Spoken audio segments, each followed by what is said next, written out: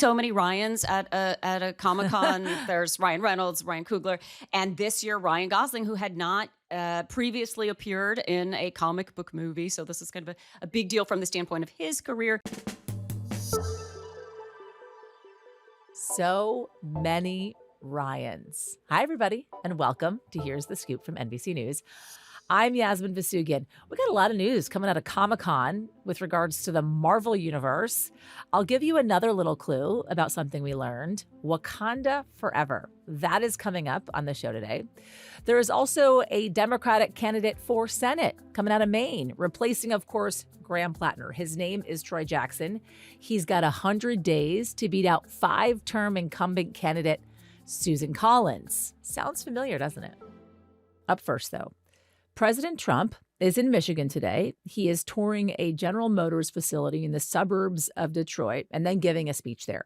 Trump won the swing state by a hair in 2024, but his recent round of tariffs could affect his support in the state. So with Trump backing the Republicans' presumptive nominee, Democrats think they have a chance at picking up a Senate seat. So the question is, which Democratic primary candidate has better odds of defeating a Republican in a purple state, the establishment candidate, Haley Stevens, or the progressive political newcomer, Abdul El-Sayed? I want to bring in Rick Pluta from Michigan Public Radio and a co-host of the It's Just Politics podcast that he happens to host alongside his wife. Rick has been covering politics in this state since 1987. Hi, Rick. Hi. I will never host a podcast with my husband, just FYI. Only one person gets to be in charge at any given moment. I love that. Let's talk about what's happening in Michigan. All eyes are in Michigan, obviously ahead of the primaries next week. Early voting is already underway. Mm-hmm. The Senate race is the one that Democrats are really focusing on. You have Haley Stevens, who was endorsed by Governor Gretchen Whitmer over the weekend. She's going up against progressive Abdul El-Sayed. The winner is going to be facing off against Republican Mike Rogers, who is running unopposed. Give us a lay of the land here. Sure. Well, let's start with the Republican, and then we could move into the Democratic campaign. That Mike Rogers is a former member of Congress, but it's been a while. He ran for the U.S. Senate, but lost to Alyssa Slotkin, who is now the incumbent. And now he's coming back. He actually moved to Florida and is moving back to Michigan to run again for the U.S. Senate. A Republican primary basically evaporated after President Donald Trump endorsed Rogers. And so that race, that primary is kind of put to bed. So now you've got a very heated Democratic primary. You've got Abdul El-Sayed, who is an ardent progressive who's not afraid to break things, that he is running against moneyed political interests, anti-PACs, and anti-U.S. support for Israel, at least in Gaza, and also anti-AIPAC donations to candidates. That he says that right now the U.S. government is beholden to AIPAC. It is beholden to big moneyed business interests, and he is running against all of that. Haley Stevens, who is a sitting member of the U.S. House of Representatives, she also kind of runs in a progressive adjacent lane, but she runs a lot on accomplishment, her time in the House, being elected multiple times, and her work on President Obama's auto rescue task force, which of course is a big deal in a manufacturing state like Michigan. So I want to focus first on El-Sayed a little bit more because, as I mentioned, Michigan narrowly went for Trump in 2024. And I focus a little bit myself during that election on Dearborn, Michigan, and the Arab Muslim community and the way in which they were going to vote then. And we were kind of in the midst of the Israel-Gaza war. And a lot of, Muslim Americans and Arab Americans came out against Kamala Harris and voted either for Donald Trump and or for the third party candidate. Mm-hmm. Or just sat it out. Or stayed home. Yeah. Right. So how are we expecting, and especially from what you've been seeing, the Israel issue to play out in this midterm election, in this primary, it's more specifically, and the war with Iran as well? It is such a huge question, and it's what's causing ulcers in the higher ranks of the Democratic establishment, because there are economic issues related to the sustained conflict with Iran. There's a lot of angst about Gaza, especially in Southeast Michigan, especially among progressives, and especially among the Arab American community that's in Dearborn and Southeast Michigan. And it is a big Democratic constituency. Democratic leaders are very concerned that you will see either apathy, antipathy, or hostility as based on whatever happens in the Democratic primary, which is why you've seen Gretchen Whitmer, governor, remains popular with the Democratic base, coming out and saying that she wants Haley Stevens to be the nominee. But Abdul El-Sayed also has support among the Democratic establishment. The United Auto Workers Union, which is looking to, get a little bit more progressive in the progressive lane, has endorsed Abdul El-Sayed.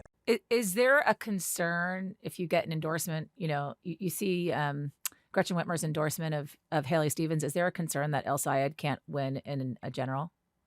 I was talking to a pollster who pays a lot of attention to Michigan about that. And he said that if El-Sayed is the nominee, there is a path to winning. But Haley Stevens has the stronger path.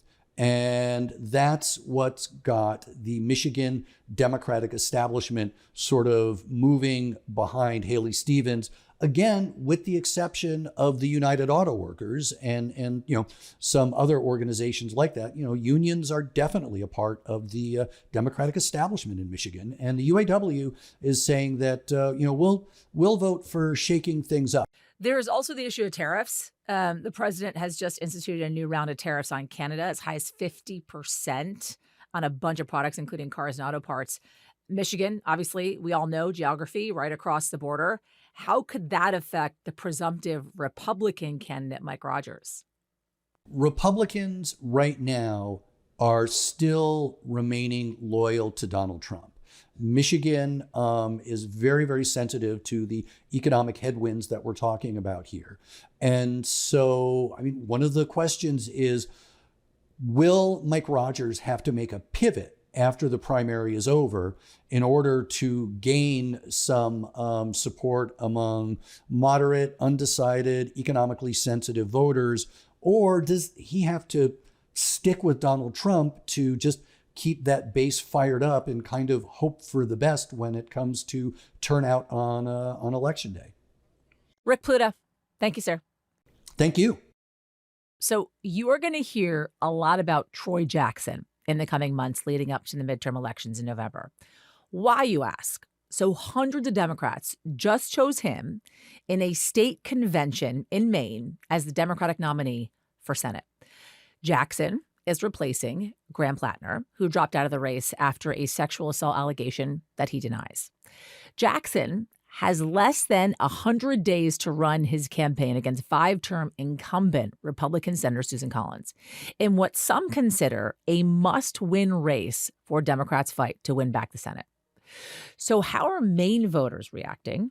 And can Democrats pull off a win in this sprint to the finish? So for this, I want to bring in Alex Seitz-Wald, who is a local reporter in Maine, the deputy editor of the Midcoast Villager, and a former senior national political reporter for NBC News. Hi, Alex. Hey, Yasmin. Thanks for having me. Great to have you, and great to have you up there as well. All right, we talked a lot about Graham Platner. He's now gone. It is now Troy Jackson's turn. Who is he? So Troy Jackson is kind of the blue-collar guy that Graham Platner claimed to be. He's from inland Maine, not coastal Maine. He's from this tiny town of Allagash, way up on the Canadian border. I think it had a population of 237 in the last census. He's a fifth-generation logger. He has this thick Acadian Northwoods accent, which is unlike any other New England accent, or really any other accent in America. He's an older guy, and he also has a lot more insider experience than Graham Platner did. He was in the Maine Senate for about 20 years. He was president of the Maine Senate. He was Bernie Sanders' political director in 2016. He's much less compelling as a speaker, I have to say, much less charismatic than Graham Platner, which is why part of the reason why he just ran for governor and came in third in the Democratic primary there. But he has similar politics, similar policy to Graham Platner, just with a little less charisma, a little less baggage, Democrats hope, and a lot more experience. You talked about how Graham Platner kind of delivered speeches, right? He had the baritone voice. He had the story to tell as well. He kind of painted himself as an outsider. And you mentioned how Troy Jackson is more of an insider. He's a veteran, we should say, right, to Maine politics.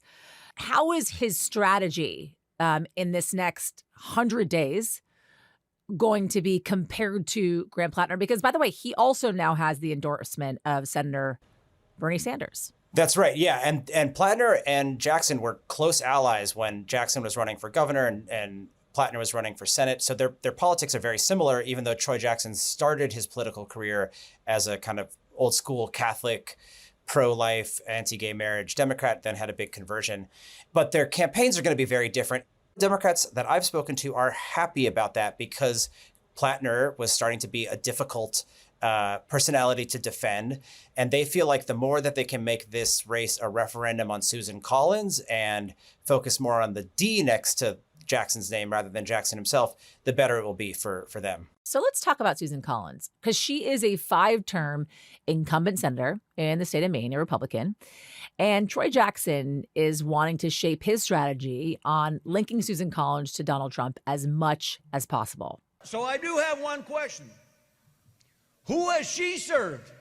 She has served Donald Trump. She voted with him 96% of the time. Do you see this as being an effective strategy? And how is the Collins camp responding? Yeah, I mean, if this race were to come down to a clear just R versus D, let's line up everybody on either side, Democrats would win without a question. This is a blue state. It hasn't voted for a Republican president since 1988. But Susan Collins has had this ability, fairly unique ability, especially in more recent years, to split ticket, to get people to vote for Joe Biden at the top of the ticket in 2020 and then vote for Susan Collins right underneath her. Biden won the state by 9 percentage points. She won the state by 9 percentage points. Wow. So there's a significant number of people who will cross over. So the more that Democrats can make this race about Trump, about the Supreme Court, about abortion rights, about how they would argue that she essentially paved the way for the overturning of Roe v. Wade, about ICE raids, which have become pretty unpopular here, the more... I do know Troy well. I have known him for more than 20 years. He has been an Augusta insider, and he's been very much a person who takes a hyper-partisan approach to the issues. I think that's one of the big contrasts between us. It's better for them. For Collins, she wants to keep this race entirely focused on Maine and what she has done for Maine. She's the chair of the Appropriations Committee. Every little town has a bridge or a library, a historical society that she has helped fund, and people are genuinely grateful for that. She's been around so long that she's made personal connections with a lot of people. She is famous for having really good constituent services. Like if you need, if you have a problem with your VA benefits or your Social Security, she will help you get that taken care of. And all of her ads and the ads of outside groups, there's already been like $100 million spent, is about she funded this bridge, she funded this pier, she helped this woman get a new smile. And it's about local politics, whereas Democrats are going to focus more on national politics. And, one argument that I've heard some Democrats make, although they're not going to say it out loud, is even if you think Susan Collins is good for Maine, she's bad for the entire country because it means, no check on power for Trump. It means more conservative Supreme Court justices. And that's where they want to keep the focus. Is Troy Jackson going to have an uphill battle considering he endorsed Graham Platner? That's certainly Republicans' hopes. I mean, look, there's been one poll so far, so we don't have a ton of data, but he starts slightly ahead of Collins, according to that poll, even though there's still a significant chunk of people who don't know him, it was 49 to 46. But Republicans absolutely see Platner as a liability. A lot of the ads so far that they've made about Jackson are all about his ties to Graham Platner. They've done AI videos of Platner's face morphing into Troy Jackson. That said, Platner, he became personally unpopular, but his politics, his movement, if you want to call it that, Was still very popular. Exactly. I keep mentioning this 100 days. And I think it's interesting and kind of funny and kind of ironic considering the fact that the 2024 presidential election had the same amount of days, essentially, right? I think it's 101 days to be exact is what Troy Jackson has, and Kamala Harris had 107 days to run for president of the United States. And we all know how that turned out for Democrats. Any lessons learned that Troy Jackson's campaign is going to be applying as they make their way towards November? Well, the 2024 experience is definitely on a lot of Maine Democrats' minds where, we switched the nominees and had the outcome that was not good for Democrats. Obviously, chaos followed. The base never really got revved up. I just getting a sandwich at the local shop. The guy was like, who is this Troy Jackson guy? I don't know anything about him. I loved Graham Platner. So there's still going to be quite a bit of work that Jackson has to do to introduce himself. He's got to stand up a whole campaign apparatus. He's got to raise a ton of money. He's never been a great fundraiser. But, Susan Collins is the most vulnerable Republican running for Senate right now. That says more about the map, frankly, than it does about Susan Collins. It's just a tough map for Democrats. But the money will get here. The staffers will get here because of Susan Collins and how big of a target she is for Democrats. He'll have lots of help doing that, but he's going to need every day to get there. Alex, Seitz-Wald, Maine is a great place to be all the time, but I think especially now, heading into this political season of what will be a very exciting midterms run. Thank you, Alex. Thanks so much. So Comic-Con, it is one of the biggest entertainment events of the year. It took place in San Diego this weekend, and there were some major announcements, including from the Marvel Universe. I want you guys to give a warm welcome to our new Black Panther, Mr. David Johnson. A raucous room being introduced, obviously, by Ryan Coogler, the director of Black Panther. And if you did not suit up as your favorite superhero and see it for yourself, we have it for you. I want to bring in NBC News senior Hollywood reporter, Rebecca Keegan. Hi, Rebecca. Hi, Yaz. Let's talk Black Panther and that huge announcement. So we know Ryan Coogler is going to be directing again. David Johnson, as we now know, is going to be playing T'Challa's son, or T'Challa II, when Black Panther 3 comes out in December of 2028. So we got some time. What do we know about Johnson and how this franchise is going to be moving forward? Well, you may recall there was a mid-credit sequence in Black Panther 2, which came out after Chadwick Boseman died, in which we learned that Chadwick Boseman's character and Lupita Nyong'o's character had a son who Lupita's character was secretly raising.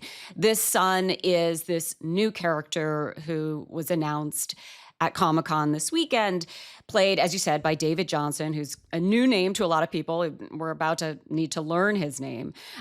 He has been in Industry, The Long Walk, Alien Romulus. He's a 32-year-old British actor, and he is in Black Panther 3 going to play the son of T'Challa. There was also a new Ryan at Comic-Con this year. Ryan Gosling, that is. He's joining the Marvel Universe as the new Ghost Rider, also coming out in 2028. Yes, Ryan Gosling. There are potentially so many Ryans at a Comic-Con. There's Ryan Reynolds, Ryan Coogler, and this year Ryan Gosling, who had not previously appeared in a comic book movie. So this is kind of a big deal from the standpoint of his career and from the standpoint of this franchise, Ghost Rider. He's playing Johnny Blaze, this motorcycle stuntman. Apparently this is a character that Ryan Gosling had pitched to Marvel Studios chief Kevin Feige, a sort of treatment for the character.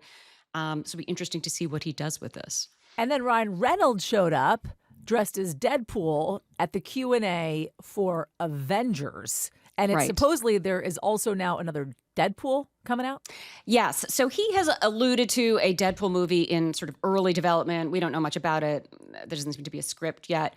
But this was an interesting appearance by Ryan Reynolds. He also walked the convention floor in costume, taking pictures with fans who apparently did not know that they were taking pictures with the actual Ryan Reynolds as Deadpool. Anybody that knows Comic-Con or has heard about Comic-Con or been close to Comic-Con knows that it's all about like superheroes, right?